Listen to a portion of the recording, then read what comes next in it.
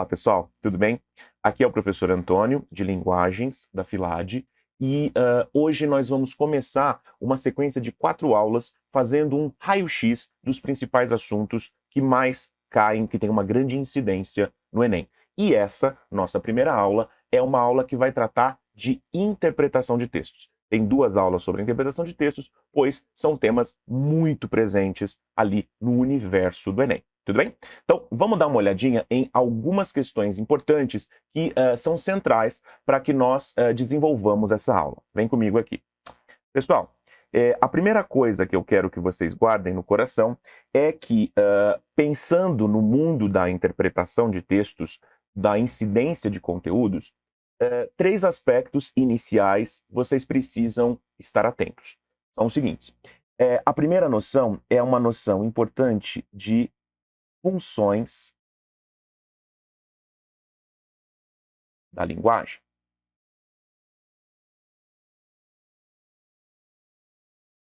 Eu diria que é um dos carros-chefes para que você consiga estabelecer interpretação de texto, para que vocês consigam depreender informações. Segundo aspecto importante que eu quero pensar com vocês é a terminologia. Na verdade, não é uma terminologia, mas é a construção de sentido no entorno das tipologias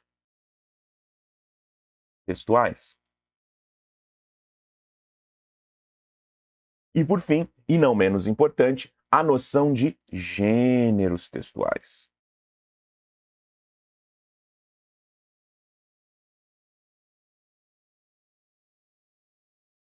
E aí você me perguntaria assim, mas professor, então só saber esses nomes me importa? Claro que não, né, gente? Agora eu vou mergulhar com vocês em alguns aspectos para que vocês aí consigam perceber, depreender informação, tirar algo, por exemplo, de pertinente dessa apresentação. Vai ser por aí que nós vamos conversar, tudo bem? Então vem comigo aqui no nosso slide e eu quero apresentar para vocês alguns aspectos. Vem comigo aqui e vamos juntos.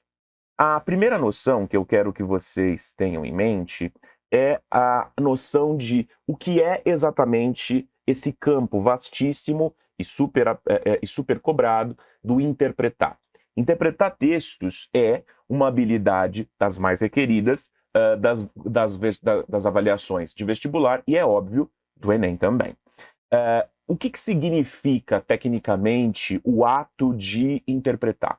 Interpretar está no âmbito de localizar informações, inferir ideias, a partir, por exemplo, daquilo que esteja presente no texto.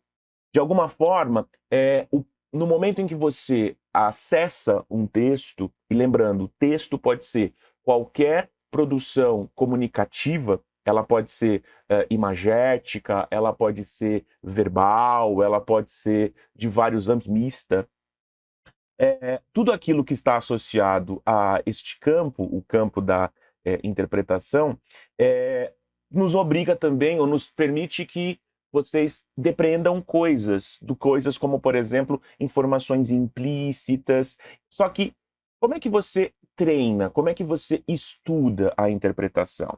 Bem, existe um conjunto de habilidades e competências que fazem, né, que podem caracterizar uma leitora ou um leitor como leitores proficientes de texto. De alguma forma, eu posso pensar em 3 âmbitos. 3 âmbitos, como eu acabo de citar. Textos verbais são textos, por exemplo, construídos com palavras, textos tradicionais, jornais, revistas, livros, textos de modo geral. Textos não verbais são aqueles que são imagens, são aqueles que são gestos, são aqueles que são símbolos, mas que eles são construídos, por exemplo, em formato de texto registrado. E os mistos, ou sincréticos, que são aqueles que fundem essas duas formas. Por exemplo, os quadrinhos, que vão ter lá os textos junto das imagens. Para interpretar, você precisa misturar textos publicitários, algumas peças publicitárias são assim, tudo bem? Então, por exemplo, nesse sentido, é central que, para fazer a interpretação, eu preciso conhecer tanto as tipologias quanto os gêneros, bem como as técnicas interpretativas. Ou seja, agora eu vou passear com vocês sobre estes aspectos. Pensemos. Primeira coisa que eu quero pensar é a noção de função da linguagem. E você pensa, professor, eu não entendo exatamente o que você quer dizer com função. Pensem que quando a gente pensa nessas funções, antes de tudo, você tem que ter em conta o esquema comunicativo. Aí você me diz, o esquema comunicativo? O que seria um esquema comunicativo? O esquema comunicativo, tecnicamente, foi primeiramente desenvolvido pelo Jacobson, um linguista no século XX, e ele basicamente mapeia o processo comunicativo humano. Por exemplo, toda e qualquer situação comunicativa, ela é composta por um emissor, ou seja, aquele ou aquela, ou aqueles, né, que produzem a mensagem e o receptor. Imagine que toda e qualquer comunicação se dá numa situação, nós chamamos isso de contexto ou referente, e toda e qualquer comunicação, ela é transmitida por meio de um canal, ou seja, é o meio utilizado para que a comunicação seja levada de um para outro, e ela é concebida, cada comunicação, por um determinado código. Certo? Imaginem, gente, que isso não é algo, por exemplo, estanque. Isso é flexível. Imaginem, por exemplo, que nesse exato momento eu sou o emissor, a mensagem é uma aula de língua portuguesa e vocês são os receptores.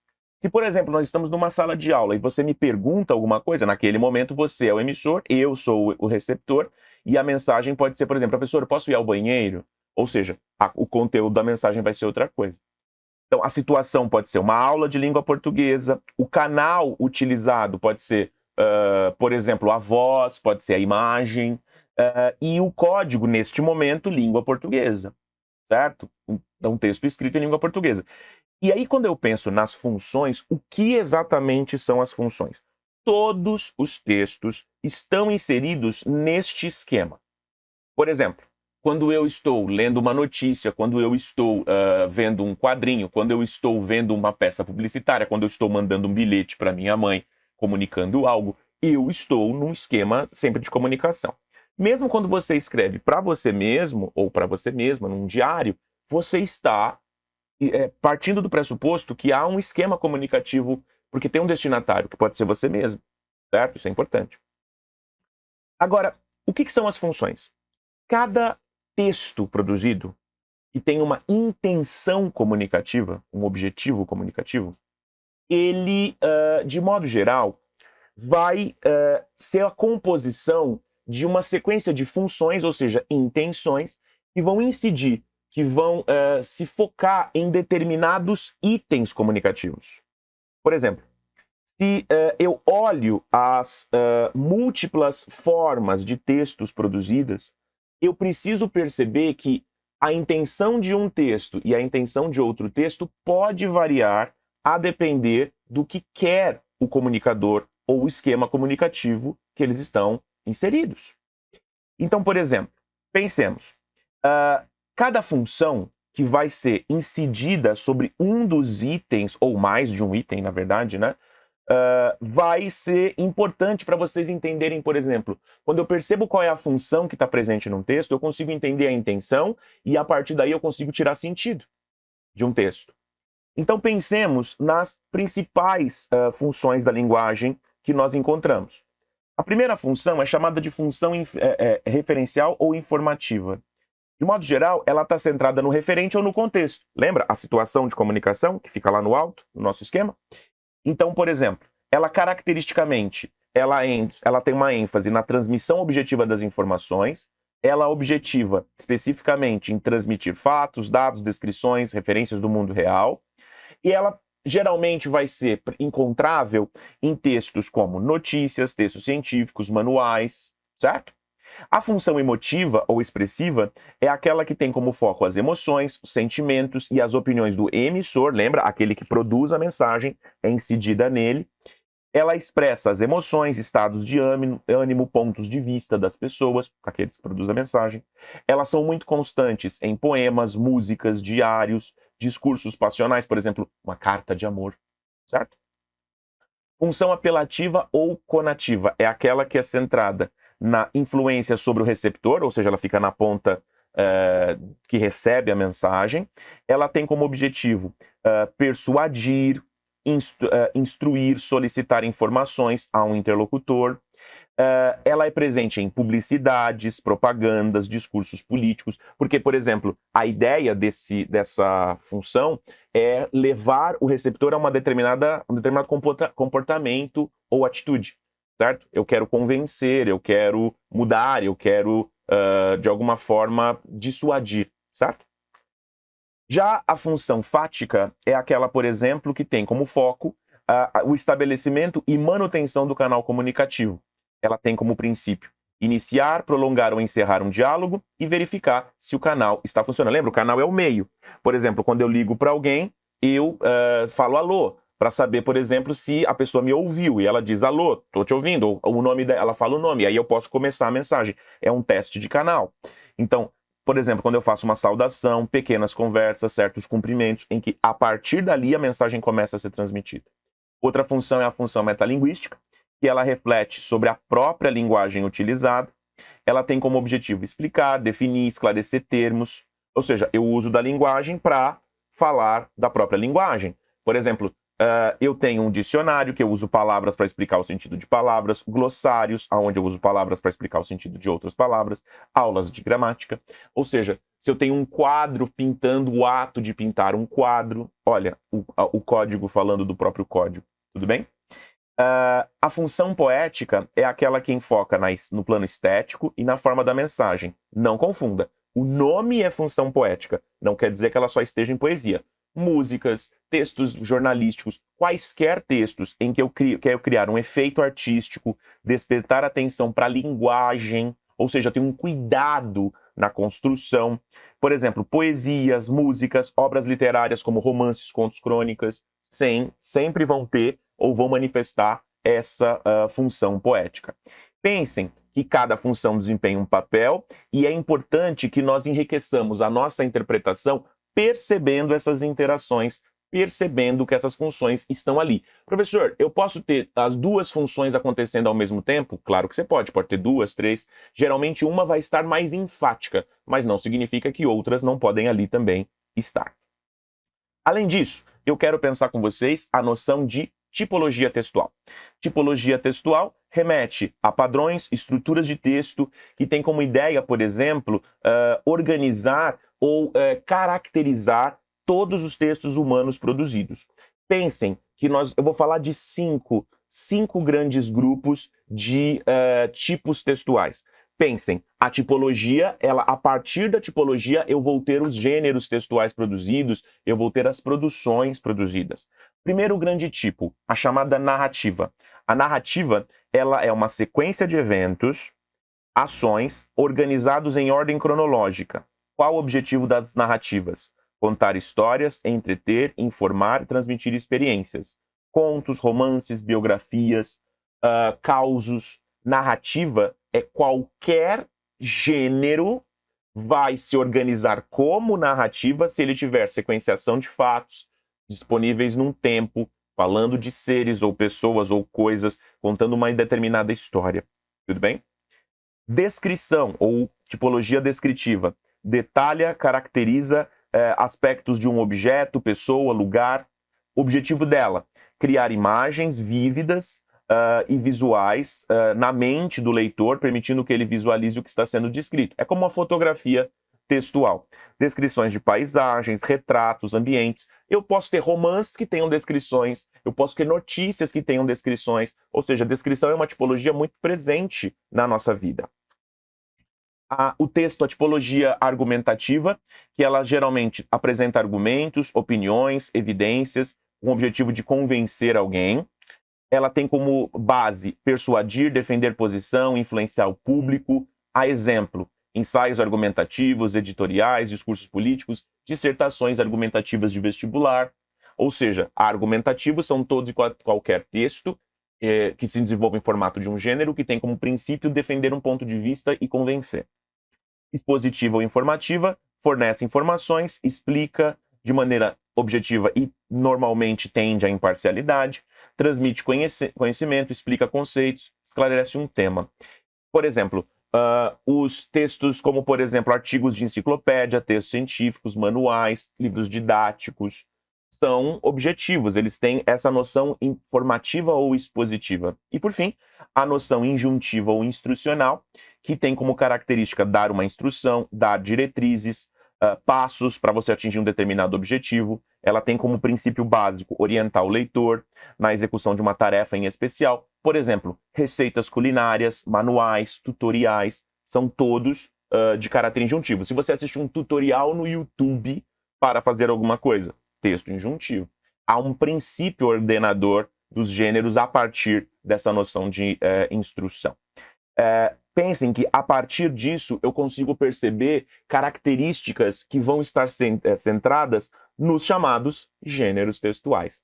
O gênero, ele é uma categoria, ou é um tipo específico de texto, que tem características particulares que se desenvolvem no tempo.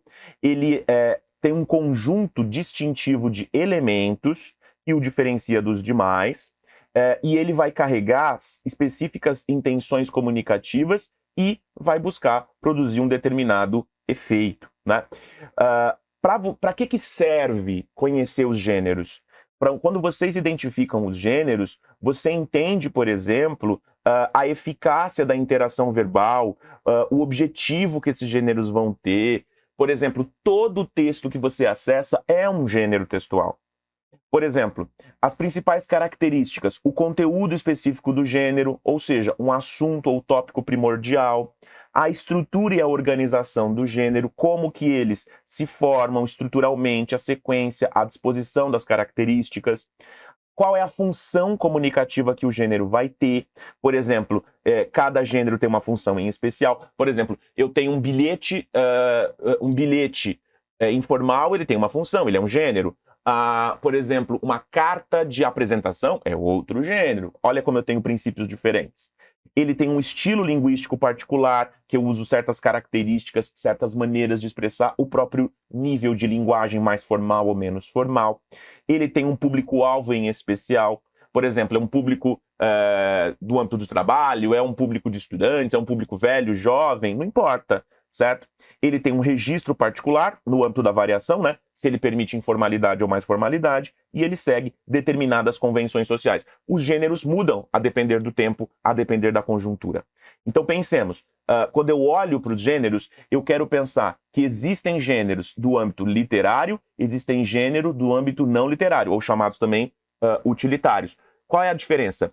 Os de gênero literário são artísticos. Romance, poesia, drama, conto, ensaio. Eles são textos que foram tradicionalmente construídos ao decorrer da história com um princípio artístico. E você precisa conhecer como eles funcionam para conseguir interpretar. Se eu te dou, por exemplo, uma música, se eu dou, por exemplo, uma poesia, se eu dou, por exemplo, um excerto de um texto literário, você precisa perceber qual é esse gênero para perceber o objetivo do autor ou da autora e daí conseguir tirar informação. Por outro lado, por exemplo, se eu penso em textos não literários, artigos, manuais de instrução, carta formal, relatório, receita, dissertação, eles têm um uso social utilitário, ou seja, não é artístico. É no âmbito, por exemplo, de informar, de instruir, é no âmbito de uso social. E você só pode compreender efetivamente esse texto se estiver altamente conhecido por você essa estrutura, esse modo de expressão. Bem, gente, é só uma pincelada. Nós ainda teremos mais outras aulas. Eu continuo falando de interpretação com vocês na próxima aula. Um beijo, até a próxima aula. É isso, pessoal.